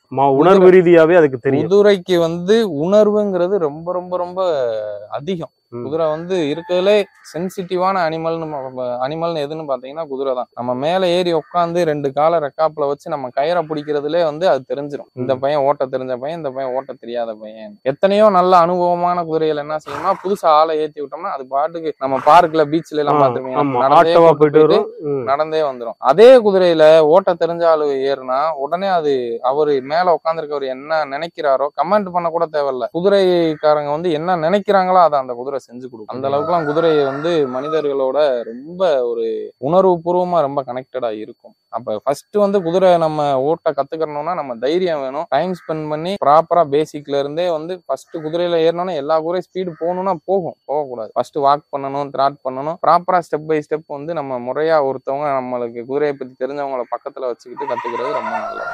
இந்த முரட்டு குதிரை எல்லாம் இருக்கும், படத்துல எல்லாம் காமிப்பாங்க, பார்த்திருப்போம். இந்த குதிரை வந்து மேலேயே ஏறி யாரையும் ஓட்ட கூடாது. ஸோ இந்த மாதிரி குதிரைகள் எல்லாம் உண்மையிலே இருக்கா? கண்டிப்பா அந்த மாதிரி குதிரைகள் வந்து பாதிக்கு பாதி இருக்கும். 50% நல்ல குதிரைகள் இருந்தாலும் 50% வந்து சேட்டை பண்ற குதிரைகள் இருக்கதான் செய்யும். அந்த மாதிரி குதிரைகளை வந்து பிகினர்ஸ் தவிர்த்துறது ரொம்ப நல்லது. நல்ல குதிரையில அனுபவமானவங்க என்னன்னா அது மாதிரி குதிரையை தான் ஓட்டணும்னு ஆசைப்படுவாங்க. சேட்டை பண்ற குதிரையை அவங்க 2 பேத்துக்கும் ஒரு பெரிய போராட்டமே நடக்கும். நீ வீரனா நான் வீரனா, நீ சொல்றத நான் கேட்க மாட்டேன், நான் என்ன மேல உட்காந்துருக்கவர் நான் என்ன நினைக்கிறேனோ அதை தான் நீ பண்ணணும்னு சொல்லிட்டு பண்ணுவாங்க. அந்த குதிரை என்ன செய்யும்னா நான் உன்னை கீழே தள்ளி விடுவேன், நீ எப்படி நீ ஓட்டலான்னு அது வீம்பு பண்ணும். 2 பேத்துக்கும் பயங்கரமான போர்க்களமே நடக்கும். நல்ல குதிரை வீரன் வந்து அது மாதிரி குதிரையில ரசிச்சு ஓட்டுவாங்க. ஏன்னா அப்படி குதிரை ஓட ஆரம்பிச்சிருச்சுன்னா சூப்பரா தொழில் பண்ணும். சேட்டை பண்ற குதிரைகள் வந்து ஓட வச்சிருச்சுன்னா அதுக்கு வந்து ஏன்னா அது ஃபுல் எனர்ஜில இருக்கும். மற்ற குதிரைகள்லாம் ஓடி ஓடி களைப்புல இருக்கும். இந்த மாதிரி குதிரைகள் வந்து அதிகம் யாரும் ஓட்டாம அவங்க மட்டும் ஓட்டுறப்ப அது ஃபுல் எனர்ஜில இருக்கும். அது ஓடுற விதமே வந்து ரொம்ப நம்ம மேல உட்காந்து ஓட்டுறப்ப அது ஒரு தனி சுகமா இருக்கும். அக்சசரிஸ் குதிரையில வந்து பாத்தீங்கன்னா மேல நம்ம உட்காரக்கூடியது, கீழே வந்து கால் வைக்கக்கூடியது, இந்த அக்சசரிஸ் எல்லாம் வந்து என்ன விலை, எங்க கிடைக்கும்? அக்சசரிஸ் எல்லாம் பாத்தீங்கன்னா ஒவ்வொரு பகுதிக்கு தகுந்த விலை வச்சிருக்காங்க. நார்த் சைடு வந்து ரொம்ப கம்மியா கிடைக்குது. நார்த்ல இருந்து நம்ம சைடு வாங்கிட்டு வந்து விற்கிறவங்க வந்து அது அவங்க அந்த இதுக்கான லாபம் வச்சு விற்கிறாங்க. பகுதிக்கு தகுந்து வந்து அக்சசரிஸ் வந்து கிடைக்குது. நம்ம ரெகுலரா வந்து அக்சசரிஸ் வந்து பாத்தீங்கன்னா நார்த்ல தான் நம்ம ரெகுலரா அப்ப 2011 இருந்தே அண்ணன் அவங்க தினார் அண்ணன் அவங்க வாங்குற காலத்துல இருந்தே நார்த்ல தான் வாங்குறாங்க. இப்ப அவசரத்துக்கு நம்ம இங்க லோக்கல்ல வாங்கணும் செய்யணும்னா அங்க கேரளால திருப்புரான்னு ஒரு ஊர்ல கணேசன் சொல்லிட்டு நம்ம அண்ணன் ஒருத்தர் இருக்காரு. அவர் வந்து இந்த பகுதியில இருக்கிறதுலே கொஞ்சம் கம்மியான பட்ஜெட்ல கரெக்டா என்ன விலையோ அதை கொடுப்பாரு. நார்த்துக்கும் அவருக்குமே வந்து பெரிய வித்தியாசம் இருக்காது. அந்த அளவுக்கு கரெக்டான ஒரு இதெல்லாம் அக்சசரிஸ் எல்லா அக்சசரிஸுமே வச்சிருக்கு. பொதுவா வந்து இந்த குதிரைகள் வந்து பாத்தீங்கன்னா சூடான உடம்புன்னு சொல்லியிருக்கீங்க. ஸோ இப்போ அடிக்கிறது வந்து கடுமையான கோடை காலம். குளிர்காலத்துக்கும் கோடை காலத்துக்கும் உள்ள வளர்ப்பு முறைகள் என்ன மாதிரி செஞ்சா குதிரைகள் வந்து பாதுகாப்பா இருக்கும்? குதிரை வளர்ப்புல இது ஒரு முக்கியமான ஒரு விஷயம். என்னன்னா அந்த கால மாற்றத்துக்கு தகுந்த வந்து குதிரையை நம்ம கரெக்டா பராமரிக்கும். மனுஷனுக்கு எப்படி ஒரு கால மாற்றம் வந்து இப்ப வெயில் காலத்துல குளிர் காலத்துக்கு போனோம்னா நம்மளுக்கு எப்படி உடல்ல சில பிரச்சனைகள், சளி இந்த மாதிரி பிரச்சனைகள் வருதோ அதே பிரச்சனைகள் வந்து குதிரைக்கு வரும். குளிர்காலத்துல வந்து பாத்தீங்கன்னா பெரும்பாலும் அதுக்கு பிரச்சனைனா அந்த சளி பிரச்சனை வரும். குதிரையில சளி பிரச்சனையுமே கொஞ்சம் மெயினானது. அதையுமே ஆரம்பத்திலே நம்ம பாத்துறணும். சளி பிரச்சனைகள் வர்றப்ப வந்து அதுக்கு அந்த சளிக்கு வந்து பாத்தீங்கன்னா லாடம் போடுற நம்ம தம்பி அவங்களே வந்து ஒரு பொடி வந்து அவங்க தயாரிக்கிறாங்க. அந்த பொடியை வந்து மூக்குல ஊதி விட்டு சளியை வந்து வெளியேற்றிறாங்க. இல்ல ரொம்ப டீப்பா சளி இருக்குன்னா அதுக்கு தகுந்து நம்ம மருந்துகள் வந்து நாட்டு மருந்துகள் வந்து தயார் பண்ணி கொடுத்து அதை நம்ம சரி பண்றோம். குளிர்காலத்துல இந்த ஒரு பிரச்சனை தான் வரும். சளி பிரச்சனைகள் வரும். பெரும்பாலும் வேற ஒன்றும் பிரச்சனைகள் வராது. வெயில் காலத்துலதான் வந்து பாத்தீங்கன்னா குதிரைக்கு நிறைய பிரச்சனைகள் வரும். சூடு பிடிச்சுக்கிறோம். சூடு பிடிச்சாலும் அதுவும் ஒரு சிம்டம்ஸ். வயிற்று வலிக்கு என்ன சிம்டம்ஸ் காமிக்குமோ அதே சிம்டம்ஸ் காமிக்கும். சூடு பிடிச்சாலும் குதிரைக்கு பிரச்சனை தான். அந்த சூடு வந்து என்ன ஆகும்னா அப்படியே கொஞ்சம் கொஞ்சமா வயிற்று வலியை உண்டாக்கிடும். அப்ப மெயினா நம்ம வெயில் காலத்துல என்ன செய்யணும்னா குதிரையை ஓரளவுக்கு குளிர்ச்சியா வச்சுக்கிறதுக்கான முயற்சியை பண்ணணும். நம்ம உணவு கொடுக்குறப்ப வந்து அதுல வெந்தயத்தை ஊற வச்சு கொடுக்கலாம். அப்புறம் அதிகப்படியான நீர் காய்கள், நீர் சத்து உள்ள காய்கள், முள்ளங்கி, மனிதர்களுக்கு வந்து நீர் காய்கள் என்னென்ன சேர்ப்போமோ அதெல்லாம் காய்கறிகளும் கொடுக்கலாம். தாராளமா கொடுக்கலாம். அளவளவா கொடுக்கணும். ரொம்ப அதிகமா வந்து கொடுத்துருக்கோம். குதிரையோட வெயிட்டை பார்த்துட்டு அதுக்கு தகுந்து எப்படி கொடுக்கும், கொஞ்சம் கொஞ்சமா ஒரு 2 வேளை 3 வேளை 4 வேளையா கூட கொடுக்கலாம், தப்புல. நீர் காய்கள் வந்து அதிகமா முள்ளங்கி இந்த மாதிரியான நீர்க்காய்கள் அதிகமா கொடுக்குறப்ப குதிரை ஓரளவு குளிர்ச்சியா இருக்கும். குளிப்பாட்டிட்டே இருக்கணும். வெயில்ல குளிப்பாட்டாம ஈவினிங்கோ இல்ல ஏர்லி மார்னிங்கோ குளிப்பாட்டி குதிரையை ஓரளவு குளிர்ச்சியா வச்சுக்கிட்டோம்னா அந்த நம்ம கோடை காலத்துல வந்து வேற பிரச்சனைகள் வராம இந்த மாதிரி இந்த பச்சை புல்லும் போட்டுக்கலாம். பச்சை புல்லும் கோடை காலத்துல கிடைக்கிறது வந்து ரொம்ப கஷ்டம். ஆனா அந்த டயத்துல நம்ம பச்சை புல் போடுறதுதான் நல்லது. வைக்கோல் வந்து மேக்சிமம் போடக்கூடாது. சோள நாத்து போடலாம். அதுமே சோள நாத்துமே ஹீட்ன்றனால கோடை காலத்துல அதையுமே கொஞ்சம் குறைச்சிக்கிறது ரொம்ப நல்லது. பச்சை புல் வச்சுக்கிட்டு நம்ம கைத்தீவனம் போட்டுக்கிட்டு இருந்தோம்னா ஓரளவுக்கு குதிரைகள் வந்து வேற பிரச்சனைகள் வராது. வைத்த வலி வந்து ரொம்ப முக்கியமானதுன்னு சொல்லியிருக்கீங்க. குதிரைகளுக்கு வரக்கூடாத ஒண்ணுன்னா வைத்த வலி. சோ வைத்த வலி எல்லா குதிரைகளுக்கும் வரக்கூடிய சூழல் இருக்கா? நீங்க முன்னாடியே சொல்லிட்டீங்க, பராமரிப்பு சரியா இருந்துச்சு, உணவு கொடுக்கறதும் தண்ணீரும் சரியான நேரத்துல தவறாம பண்ணா இந்த வைத்த வலியை தவிர்த்தலான்றீங்க. அதை பத்தியும் சொல்லுங்க. மருத்துவம், சோ இந்த மாதிரி குதிரைக்கு எல்லாம் வந்து இங்க மருத்துவர், போதுமான மருத்துவ முறைகள், மருத்துவர் இருக்காங்களா? குதிரைகளுக்கு வந்து மருத்துவர்ன்றது ரொம்ப ரொம்ப கம்மி தான். நாட்டு மருந்துகள் வந்து தயாரிச்சு கொடுத்தாங்க. முன்னாடி வந்து நிறைய வைத்தியர்கள் வந்து நிறைய இருந்தாங்க. இப்ப அவங்கலாம் வந்து ரொம்ப கம்மியாயிட்டாங்க. வந்து குதிரையில மைதீன் பாய்னு ஒருத்தர் இருந்தாரு. அவரு இங்கிலீஷ் வைத்தியர்ல பெரிய பெரிய பட்டகங்கள் படிச்சவங்களே வந்து காப்பாற்ற முடியாத குதிரையெல்லாம் இந்த மைதீன் பாய்னு ஒருத்தர் காப்பாத்தி கொடுத்ததாலாம் நம்ம கேள்விப்பட்டிருக்கோம். என்னோட குருநாதர் சொல்லியிருக்காரு. அவர் நம்ம நேர்ல சந்திச்சதுல அவங்க 2 பேரும் நிறைய உரையாடல் எல்லாம் பண்ணியிருக்காங்க. அதுல அந்த மைதீன் பாய்ங்கிற ஒரு குதிரையை A to Z எல்லா விஷயத்துக்குமே நாட்டு மருந்துகள் குதிரைகள் வந்து மதுரையை சார்ந்தவரா? வச்சிருப்போம். மதுரையை சார்ந்தவர்ல, ராமநாதபுரம் அந்த பகுதியை சார்ந்தவர்னு நினைக்கிறேன். இப்ப சாமின்னு ஒருத்தர் இருக்காரு, அவரும் நல்லா வைத்தியங்கள் வந்து பண்றாரு. அந்த மைதீன் பாய்ங்கிறவர் வந்து பாத்தீங்கன்னா A to Z எல்லா நோய்களுக்குமே வந்து நாட்டு மருந்துகள், உடனே கேட்கக்கூடிய மருந்துகள் வச்சிருந்ததெல்லாம் சொல்றாங்க. ஆனா இப்ப வந்து அது அந்த அளவுக்கு வந்து வைத்தியர்களும் இல்ல, அந்த அளவுக்கு அந்த பழைய மாதிரி நாட்டு வைத்தியங்களும் உடனே கேக்குதானா அதுக்குமே வந்து பாசிபிலிட்டிஸ் கம்மியா தான் இருக்கு. வைத்த வலி வந்து ஏன் வருதுன்னு கேக்குறீங்களா, அதுக்கு முக்கிய காரணம் நம்ம பண்ற தப்பு தான். நம்ம குதிரையை கரெக்டா, நான் ஆரம்பத்திலே சொன்ன மாதிரி டைமிங் கரெக்டா மெயின்டைன் பண்ணிட்டு, குவான்டிட்டி மெயின் வந்து குதிரைக்கு இன்னைக்கு 2 கிலோ தவிடு வைக்கிறோம்னா அந்த 2 கிலோ தான் நம்ம வச்சுக்கிறோம். இல்ல அதை நம்ம 3 கிலோ ஆக்க போறோம்னா 2ல இருந்து 2 100, 2.25, கொஞ்சம் கொஞ்சமா கூட்டி அந்த 3ல அந்த 3 கொண்டு போறவங்கள குதிரைக்கு வந்து வேற எதுவும் பிரச்சனை வருதா, குதிரை லத்திய பார்க்கணும். சாணி போடுறப்ப குதிரை வந்து லத்தியா போடுதா இல்ல மாடு மாதிரி சாணி போடுதான்னு பார்த்துட்டு, அதுக்கு தான் இப்ப மாடு மாதிரி சாணி போடுதுன்னா அப்ப குதிரைக்கு சரியா செமிக்கல, அப்ப குறைச்சிடணும். இல்ல லத்தியா போடுதுன்னா குதிரை வந்து நல்லா டைஜஸ்ட் ஆயிருச்சுன்னு நம்ம கொஞ்சம் கொஞ்சமா ஏத்தி கொண்டு போய் நம்ம வைக்கணும். ஏன்னா சில பேர் என்ன செய்வாங்கன்னா, ஆர்வ கோளாறுல மெலிவா இருக்கு குதிரை, நல்லா வளர்க்கணும்னு சொல்லிட்டு அதிகமான உணவை வைப்பாங்க. அது வைக்கவே கூடாது. ஏன்னா குதிரைக்கு வந்து மாடு மாதிரி கிடையாது, குதிரை வந்து மனுஷன் மாதிரி. ஒன்ஸ் நம்மளுக்கு உள்ள போச்சுன்னா வெளியில தான் வந்தாகணும். அசை போற தன்மைகள் கிடையாது, வாந்தி எடுக்கிற தன்மைகள் வந்து குதிரை கிடையாது. அதனாலதான் குதிரைக்கு வைத்த வலி பிரச்சனை வந்துடும். அதிகமா சாப்பாடு சாப்பிட்றப்ப டைஜஸ்ட் ஆகாம கேஸ் ஃபார்ம் ஆகி வந்து உங்களுக்கு வைத்த வலி பிரச்சனை வரும். அப்ப நம்ம கரெக்டா ஒண்ணு டைமிங்கும் குவான்டிட்டி வந்து ப்ராப்பரா மெயின்டைன் பண்ணிட்டு தண்ணி கரெக்டா வச்சுட்டோம்னா வைத்த வலி பிரச்சனை வராதுன்னு. அதே மாதிரி வைத்த வலி வந்துருச்சுன்னா குதிரைகள் என்ன செய்யும்னா படுத்து எந்திரிக்கும் ஸ்டார்டிங்ல. அப்பயே நம்ம பார்த்துட்டு உடனே நம்ம அதுக்கான மெடிசினை கொடுத்துட்டோம்னா பிரச்சனை இல்லை. அதுக்கு அடுத்த ஸ்டேஜ் வந்து உருளும், இந்த சைடு அந்த சைடு உருளும், வயிற்ற போட்டு கடிக்கும். டைம் ஆக ஆக வந்து அதோட ஆக்டிவிட்டிஸ் எல்லாம் மாறிக்கிட்டே இருக்கும். நம்ம ஆரம்பத்திலே பார்த்தோன்னே அதுக்கு மெடிசின் கொடுத்துட்டோம்னா ஓரளவுக்கு உடனே லீவ் ஆயிரும். ஆரம்பத்துல குதிரை வளர்க்குறவங்களுக்கு வந்து பாத்தீங்கன்னா அந்த நாட்டு மருந்துகள் கொடுக்கறதெல்லாம் கொஞ்சம் சிரமம். அது வந்து கரெக்டா வாயில வச்சு மேய்ச்சி விடணும், செய்யணும். மாட்டுக்கெல்லாம் வந்து வாயில வச்சு மேய்ச்சி விட ஈஸி, ஏன்னா மாட்டுக்கு கீழே மட்டும்தான் பல்லு இருக்கும். இதுக்கு அப்படி கிடையாது, மேலையும் பல்லு இருக்கும், கீழையும் பல்லு இருக்கும். பல்லுக்கு அடுத்து இந்த இடத்துல கடவா பல்லு மாதிரி மேல இருக்கும், ரொம்ப மாதிரி இருக்கும். நம்ம சைட்ல கவனமா வச்சு வாயில வச்சு மேய்ச்சி விடலன்னா கையவே துண்டா வெட்டக்கூடிய அளவுக்கு எல்லாம் நடந்துரும். அப்ப வந்து ஆரம்ப காலத்துல இருக்கவங்க அந்த ரிஸ்க் எல்லாம் எடுக்காம எப்பயுமே குதிரை வளர்க்க வேண்டியவங்க வீட்டுல இருக்க வேண்டியது இன்ஜெக்ஷன், வெட்டாலஜின்னு ஒரு இன்ஜெக்ஷன் இருக்கு, அப்படி இல்லைன்னா ஸ்பேஸ் மோவிட், ரெண்டுமே வந்து வைத்த வலிக்கான இன்ஜெக்ஷன். அதை எப்பயுமே வீட்டுல வச்சுக்கிறோம். வீட்லயோ நம்ம வளர்க்குற கொட்டத்திலயோ வந்து அந்த 2 இன்ஜெக்ஷனும் 365 நாளுமே எப்பவுமே ஒரு ஸ்டாக் இருக்கணும். ஏன்னா வைத்த வலி வந்துச்சுன்னா நைட்டு வரும், நைட்டு 11 மணிக்கு வரும். அந்நேரம் போய் நம்ம மெடிக்கல் ஸ்டோர்ல தேட முடியாது, இருக்காது. அப்ப அந்த இன்ஜெக்ஷன் என்ன செய்யணும்னா குதிரையோட வெயிட்டுக்கு தகுந்து 10 ml 15 ml எவ்வளவு வெயிட் இருக்கோ இன்ஜெக்ஷன் எடுத்து, குதிரை வந்து மேக்ஸிமம் இன்ஜெக்ஷன் போடுறப்ப எல்லாம் ஒன்றும் சேட்டை பண்ணாது. நம்ம லகானை போட்டு கழுத்துல இன்ஜெக்ஷன் பண்ணிட்டு கொஞ்சம் தூரம் நடக்க விட்டோம்னா ஆட்டோமேட்டிக்கா குதிரை வந்து மோஷன் போயிடும், யூரின் போயிடும், தண்ணி குடிச்சிடும், நார்மலா ஆயிரும். நார்மல் ஆகல இன்னும் வந்து குதிரை வந்து ஒரு 2 மணி நேரம் 3 மணி நேரம் ஆயிடுச்சுன்னா இன்னொரு டோஸ் ட்ரை பண்ணி பார்க்கலாம். நிறைய பேர் என்ன பண்ணுவாங்கன்னா வைத்த வலி வந்துச்சுன்னா குதிரையை ஓட்டுனா சரியாயிரும்னு நினைச்சு ஓட்டுவாங்க. அந்த தவறை பண்ணவே கூடாது. குதிரை ஓட்ட வந்து என்னன்னா வயிறு ஊத தான் செய்யும். ஏன்னா நம்ம ரன்னிங்ல போறப்ப கேஸ் உள்ள போய்கிட்டே இருக்கும், வயிறு ஊதி வந்து வயிறு வலி அதிகமா தான் ஆகும். அப்ப ஓட்டக்கூடாது. என்ன செய்யணும், லஞ்சிங் பண்ணலாம். லஞ்சிங்னா சுத்து வளையம் ஒரு 5 நிமிஷம் லஞ்சிங் பண்ணிட்டு தண்ணி குடிக்குதான்னு வச்சு பார்க்கணும். தண்ணி குடிக்கலையா கொஞ்ச நேரம் விட்டுட்டோம்னா இந்த இன்ஜெக்ஷன் போய் உடனே வேலை செஞ்சுச்சுன்னா மோஷன் யூரின் போயிடும், வயிறு வலி ஃப்ரீ ஆயிடுச்சுன்னா இன்ஜெக்ஷன் எப்பயுமே வீட்டுல வச்சிருக்கோம். நீங்க வச்சிருக்க குதிரைகள்லாம் வந்து என்ன நோக்கத்தின் அடிப்படையில் வச்சிருக்கீங்க? ஸோ ரைடிங் கிளாஸ் கொடுக்குறீங்களா இல்ல வியாபார நோக்கத்துல வைக்கிறீங்களா? இல்ல, நம்ம வந்து குதிரைகள் வந்து ஒரு ரைடிங்காக தான், சோக்குன்னு சொல்லுவாங்கல்ல, அதுக்காக தான். நம்ம ஆரம்பத்துல இருந்தே வந்து நம்ம இப்பதான் குதிரைகள் குறைஞ்சிருச்சு. அப்ப 7 குதிரைகள் 8 குதிரைகள் எல்லாம் வச்சிருந்தோம். இங்க இருந்து எடுத்தோம்னா நம்ம திண்டுக்கல் வரைக்கும் குதிரையிலே எல்லாம் போய் வந்திருக்கோம். 2 கார் நம்ம கூட பின்னாடியே வரும். திண்டுக்கலே அங்கங்க போய் ஸ்டாப் பண்ணிட்டு சாப்பாடெல்லாம் சமைச்சு சண்டே ஏர்லி மார்னிங் கிளம்புனோம்னா நைட்டு தான் வருவோம். அந்த அளவுக்கு ஜாலியெல்லாம் போயிட்டு அந்த மாதிரி ஒரு ரைடிங்காக தான் வச்சிருக்கோம்.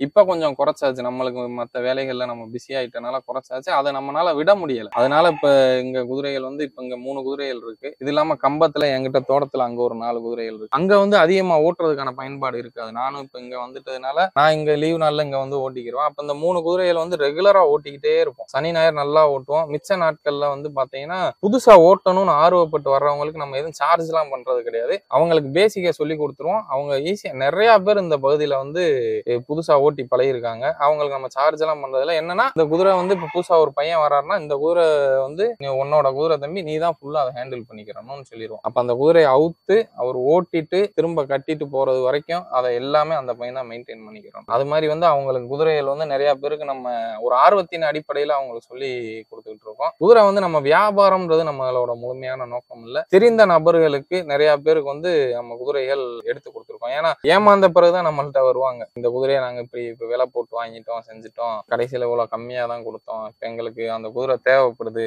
வேற ஒரு குதிரை நீங்க வாங்கி கொடுங்க செய்யுங்கன்னா, நம்ம நட்பின் அடிப்படையில ரொம்ப வேண்டியவங்களுக்கு, நம்மளை நம்பி வர்றவங்களுக்கு நம்ம நியாயமான விலையில குதிரைகள் நம்மகிட்ட இருக்க குதிரைகளையும் கொடுக்கறது உண்டு. இல்ல நம்ம தெரிந்த நபர்கள்ட்ட வந்து அதான் நான் சொன்னேன்ல, திரும்ப அந்த குதிரையை கொடுத்தா 5000 ரூபாயை குறைச்சிக்கிட்டு நம்ம கொடுக்குற மாதிரி நல்ல குதிரைகள் வந்து எடுத்து கொடுத்துட்டு தான் இருக்கும். ஆனா அது நம்மளுக்கு மெயினான நோக்கம் இல்ல. எல்லாருக்கிட்டையும் நல்ல குதிரைகள், யாரும் ஏமாறாம குதிரைகள் வந்து எல்லார்ட்டையும் போய் சேரணும்ன்றதுதான் நம்ம. குதிரைகளை வந்து கட்டி போடக்கூடிய இடங்கள் என்ன மாதிரி இருக்கணும்? ஒரு மரத்து கீழே கட்டி போடலாமா? என்ன சூழல் அது முக்கியமா தேவைப்படுது? குதிரையை பெரும்பாலும் நிழல்ல கட்டி போட்டுக்கிறது ரொம்ப நல்லது. குதிரை இருக்க இடத்த ஓரளவுக்கு சுத்தமா வச்சுக்கணும். ஏன்னா குதிரை வந்து பாத்தீங்கன்னா மாடு மாதிரி கழிக்காது, எல்லாத்தையும் சாப்பிட்டுக்கிட்டே இருக்கும், எதனாலும் சாப்பிடும். இப்ப மாடு கூட இப்ப வைக்கல ஒரு சிலதை கழிச்சிரும் வச்சிரும், அப்படி இல்லை. குதிரை வந்து ஊதி ஊதி அதுல இருக்க செடி சத்தையை கூட சாப்பிட்டுரும். அப்படி இருக்கப்ப அதுல ஏதாவது நம்ம செரிமானம் ஆகாத விஷயங்கள் நம்ம குதிரை பக்கத்துல கிடந்துச்சுன்னா அதெல்லாம் உடனே சுத்தப்படுத்திடணும். ஏன்னா சாப்பிட்டுச்சுன்னா அதனால வயிற்று வலி பிரச்சனைகள் வர வாய்ப்புகள் அதிகமாக. இறுதியாக கூட ஒரு கேள்வி, இவ்வளவு விஷயங்கள் நீங்க சொல்லியிருக்கீங்க, பயங்கரமான ஒரு சவாலான விஷயமா தான் இருக்கு. ஸோ இவ்வளவு தாண்டியும் இந்த குதிரை வளர்ப்பு மேல உங்களுக்கு மோகம் இன்னும் குறையல அப்படின்னா என்ன காரணம்? இந்த குதிரை வளர்ப்பாளர்களுக்கு இருக்கக்கூடிய இந்த காதல் வந்து என்ன மாதிரியான ஒரு விஷயத்தை வந்து சொல்ல வருது? அதுக்கு எடுத்துக்காட்டா வந்து நம்ம ஒரே ஒரு விஷயம் என்னன்னா, எனக்கு வந்து குதிரைனா என்னன்னே தெரியாது. குதிரையில நான் ஏறினதே கிடையாது. கொடைக்கானல்ல கூட குதிரை ஏறினது கிடையாது. திடீர்னு ஒரு காலகட்டத்துல குதிரை மேல நம்மளுக்கு ஒரு ஆர்வம் வருது. அந்த குதிரை வந்து ஆர்வம் வந்தோடனே நம்ம இந்த சமூக வலைதளங்கள்ல தேடுறப்ப எங்க குதிரை வாங்கினா கம்மியா இருக்கும் வைக்கும்ட்டு நம்ம பாக்குறோம் செய்யறோம். அப்ப ஒருத்தர் மட்டும் பாத்தீங்கன்னா தொடர்ந்து பதிவுகள் போட்டுக்கிட்டே வர்றாரு, கட்டுரைகள், குதிரை சம்பந்தமா நல்ல நல்ல கட்டுரைகள் வந்து எழுதிக்கிட்டே வர்றாரு. அப்ப அவர் யாருன்னு பார்த்து நான் Facebookல ஃப்ரெண்ட் ரிக்வெஸ்ட் கொடுத்துட்டு செஞ்சுட்டு ஃபாலோ பண்ணிக்கிட்டே வர்றேன். அப்போ ஒரு நாள் வந்து அவர் ஒரு தகவல் போடுறாரு. என்னன்னா, கேரளால தட்டமங்கலம்னு ஒரு ஏரியா இருக்கு. தட்டமங்கலம்ன்ற ஒரு ஏரியால 2 வருஷத்துக்கு ஒரு தடவை அங்க ஒரு குதிரை ரேஸ் நடக்கும். அங்க இங்கிலீஷ் குதிரையெல்லாம் ரொம்ப கம்மியான விலையில கிடைக்கும்னு ஒரு பதிவு போடுறாரு. அதை பார்த்துட்டு நான் அவர்கிட்ட மெசேஞ்சர்ல மெசேஜ் பண்ணி அவரை கான்டாக்ட் பண்ணி, அவர் தான் எனக்கு முத ஒரு குதிரை வாங்கி தர்றாரு 18000 ரூபாய்க்கு, வெறும் 18000 ரூபாய்க்கு. அப்ப அவரை கான்டாக்ட் பண்ணி நம்ம அந்த குதிரை வந்து இதுல தட்டமங்கலத்துல நம்ம வீட்டுல வந்து இறங்கிருச்சு. எனக்கு குதிரையை பிடிச்சு நடக்க கூட தெரியாது, எதுவுமே தெரியாது. அந்த Facebookல என்கிட்ட பேசுறாருல அந்த மனிதர்கிட்ட தான் வந்து நான் எல்லா தகவலுமே கேட்பேன். அதை எப்படி கட்டுறது, அதை எப்படி பிடிச்சு நடக்கிறது. ஜைஜாண்டிக்கா இருக்கும், இதுல இருந்து 2 மடங்கு கூடுதலா இருக்கும். இதெல்லாம் 59 இன்ச்னா அது 65 இன்ச் இருக்கும். இவ்வளவு பெரிய குதிரை, ஃபுல் பாடியா இருக்கும், பார்க்கவே பயமா இருக்கும். அப்ப அவர் வந்து நம்மளுக்கு போன்லயே தைரியம் கொடுக்குறாரு. இது இப்படி பண்ணுங்க தம்பி, இது ஒன்றும் பெரிய விஷயம் இல்ல, வைக்கல செய்யலன்னு சொல்லி போன்ல வீடியோ கால்லயே எனக்கு குதிரை ஓட்ட சொல்லி கொடுக்குறாரு. நான் முத குதிரை ஏறுறேன். குதிரை என்னன்னே தெரியாம அந்த குதிரையில ஏறி என்னைக்கு நம்ம ஒரு ரவுண்டு என் ஊருக்குள்ள போனோம், அன்னைக்கு அந்த குதிரை மேல ஏற்பட்ட காதல் வந்து நம்ம எப்படி சொன்னாலும் வந்து அதை நம்ம விவரிக்கவே முடியாது. அவ்வளவு ஒரு சந்தோஷமான விஷயம். அந்த குதிரையில ஏறி சவாரி பண்ணி பழகிட்டோம்னா விடவே முடியாது. என்ன சூழ்நிலையும் வரட்டும், எவ்வளவு கஷ்டமும் வரட்டும், எவ்வளவு நம்ம வளர்க்க முடியாத சூழ்நிலை வந்தாலுமே ஏதாவது பண்ணி நம்ம வீட்டுல ஒரு குதிரை இருக்கணும், நம்ம ஃப்ரீயா இருக்கப்ப ஏறி ரைடிங் பண்ணணும்ன்ற சூழ்நிலை வந்துடும். அந்த மனிதர் தான் வந்து இன்னைக்கு என்னோட குருநாதர். இந்த இடத்துல நம்ம உட்காந்துருக்க காரணமும் அவர் தான். தினகரன் சொல்லி யாருன்னே தெரியாத ஒரு மனிதரா பழகுனவர் இன்னைக்கு நம்ம குடும்பத்துல ஒருத்தர் மாதிரி நம்மளுக்கு ரொம்ப கூட பிறந்த ஒரு அண்ணன் இருந்தா எப்படி இருப்பாங்களோ அந்த ஒரு ஸ்தானத்துல இருந்து இன்னைக்கு குதிரையில ஓரளவுக்கு நம்மளுக்கு நிறைய விஷயம் கத்து கொடுத்துட்டாங்க. குதிரைன்றது வந்து கடல் மாதிரின்னு சொல்லுவார் அவர்.